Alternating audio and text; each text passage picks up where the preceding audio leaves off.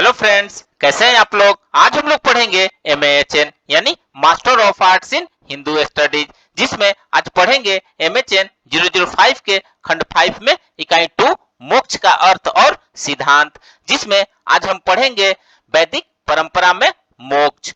तो video start करने से पहले जो भी फ्रेंड्स हमारे चैनल पे नए आए हैं कृपया चैनल को सब्सक्राइब कर ले और बेल आइकन को प्रेस कर दे, ताकि जो भी लेटेस्ट वीडियो हमारे चैनल पे आए वो सबसे पहले आपको मिल सके। तो आइए ज्यादा टाइम को न लेते हुए चलते हैं अपने टॉपिक पर। मोक्ष और अर्थ और सिद्धांत में वैदिक परंपरा में मोक्ष, जिसमें आज हम औपनिषदिक मोक्ष चिंतन के बारे में पढ़ेंगे। तो आइए वीडियो को स्टार्ट करते हैं। औपनिषदिक ऋषियों ने 4 पुरुषार्थ स्वीकार किया है। अर्थ और काम उपनिषद के ऋषियों को संतुष्ट नहीं कर सके। वे किसी ऐसे नित्य वस्तु को प्राप्त करना चाहते हैं जिसे प्राप्त कर लेने पर भी कुछ प्राप्त हो जाए और संसार का आवागमन चक्र अथवा पुनर्जन्म भी रुक जाए। कठोपनिषद के नचिकेता और बृहदारण्यक उपनिषद के मैत्रेयी का समस्त सांसारिक प्रलोभनों से असंतोष सभी औपनिषदिक ऋषियों के असंतोष का प्रतिनिधित्व करता है। इस प्रकार धर्म पुरुषार्थ का फल स्वर्ग भी नित्य नहीं है, फिर भी वह सांसारिक वस्तुओं से अधिक अस्थायी है। पुण्यों का क्षय हो जाने पर स्वर्ग से भी लौटना पड़ता है, अतः धर्म से भी औपनिषदिक ऋषि संतुष्ट नहीं हो पाए। इसलिए वे ऐसी किसी नित्य वस्तु की खोज में थे जिसे प्राप्त कर फिर न खोना पड़े। उनकी यह नित्य वस्तु की खोज उन्हें आत्मा के ज्ञान के रूप में प्राप्त हुई, परंतु आत्मज्ञान कोई ऐसी वस्तु नहीं है जो पहले से अप्राप्त हो। यह कोई नवीन उत्पत्ति नहीं है। यदि धर्म अर्थ और काम के फलों के समान वह कोई नवीन उत्पत्ति हो तो वह नित्य नहीं हो सकती थी, क्योंकि सभी उत्पन्न सांसारिक वस्तुएं अनित्य होती है। इसलिए आत्मज्ञान या मोक्ष केवल उस सत्य का ज्ञान है जिसे हम अज्ञानतावश भूल चुके हैं। यह भली भांति ज्ञात है कि भारतीय दर्शन के सभी संप्रदायों का मूल उपनिषदों में निहित है। अतः सभी भारतीय दार्शनिक संप्रदायों को मोक्ष का सिद्धांत उपनिषदों में प्राप्त होता है। विशेषकर वेदांत के संप्रदाय अद्वैत वेदांत का जीवन मुक्ति तथा वैष्णव वेदांत का विदेह मुक्ति सिद्धांत दोनों ही उपनिषदों में प्राप्त होते हैं। पहले सिद्धांत के अनुसार मोक्ष यहाँ और इसी जीवन में प्राप्त हो सकता है। दूसरे सिद्धांत के अनुसार मोक्ष मृत्यु के बाद ही प्राप्त होता है। जीवन मुक्त का सिद्धांत उपनिषदों की इस शिक्षा का सीधा परिणाम है और मोक्ष ब्रह्म ज्ञान में निहित है और यह इस शरीर के रहते भी प्राप्त हो सकता है, जबकि विदेह मुक्ति का सिद्धांत वेदों के परलोक विद्या संबंधी चिंतन का तार्किक परिणाम है। उपनिषद यह स्पष्ट रूप से घोषित करते हैं कि ये मोक्ष यहाँ और इसी जीवन में प्राप्त हो सकता है और शरीर की उपस्थिति के साथ ही उसकी कोई असंगति नहीं है।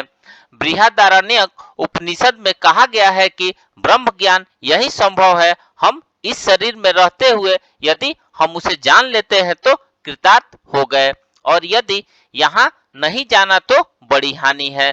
जो उसे जान लेते हैं वे अमृत रूप हो जाते हैं, किंतु दूसरे लोग तो दुख को ही प्राप्त होते हैं। इसी प्रकार मुंडकोपनिषद में भी कहा गया है कि जिसने ब्रह्म का साक्षात्कार कर लिया उसकी हृदय गति ग्रंथि टूट जाती है और सारे संशय नष्ट हो जाते हैं और उसके कर्मों का क्षय हो जाता है। इसी उपनिषद में आगे कहा गया है कि जो ब्रह्म को जान लेगा वह स्वयं ब्रह्म हो जाएगा। वह शोक को तर जाता है, पाप को पार कर लेता है और हृदय ग्रंथियों से विमुक्त होकर अमरत्व को प्राप्त कर लेता है। जिससे आत्मज्ञान या ब्रह्म ज्ञान या मोक्ष प्राप्त कर लिया उसका फिर जन्म नहीं होता है। पुनर्जन्म अथवा जन्म ग्रहण का करने का मूल कारण भौत तृष्णा या सांसारिक भोगों को भोगने की अतिरिक्त इच्छा है, परंतु आत्मज्ञानी की सभी इच्छाएं पूर्ण हो जाती है, उसमें कोई भी तृष्णा शेष नहीं रहती है। जिस प्रकार समुद्र से मिलने पर नदियां अपना नाम रूप मिट जाता है, उसी प्रकार आत्मज्ञानी ब्रह्म में अपने नाम रूप का खोकर ब्रह्म के साथ एकाकार होकर स्वयं ब्रह्म ही हो जाता है।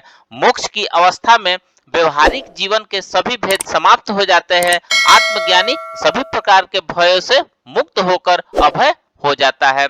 वस्तुतः व्यवहारिक भेदों का मूल कारण हमारे अंदर अन्य या पराया की भावना है। हम मनुष्य संसार के शेष प्राणियों को खुद से अलग या अन्य समझते हैं। हमें खुद से कोई भय, घृणा या संदेह नहीं होता है। इसका अर्थ यह है कि ये सब अन्य से ही उत्पन्न होते हैं, परंतु जब अन्य की भावना ही समाप्त हो जाए तो भय किसका, घृणा किससे, संदेह किस पर। मोक्ष की अवस्था में यह सब समाप्त हो जाते हैं। यही अद्वैत का भाव है जो हमारे जीवन का परम लक्ष्य एवं परम शुभ है।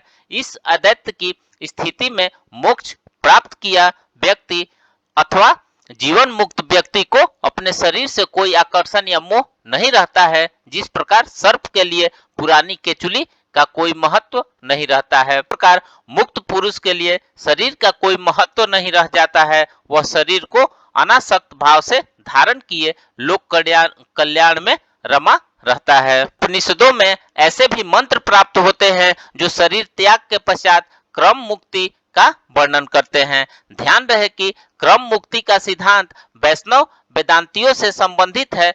कठ उपनिषद का एक मंत्र कहता है कि जिस प्रकार दर्पण में प्रतिबिंब अत्यंत स्पष्ट दिखाई देता है, उसी प्रकार दर्शन के समान निर्मल हुई अपनी बुद्धि के में आत्मा का स्पष्ट दर्शन होता है।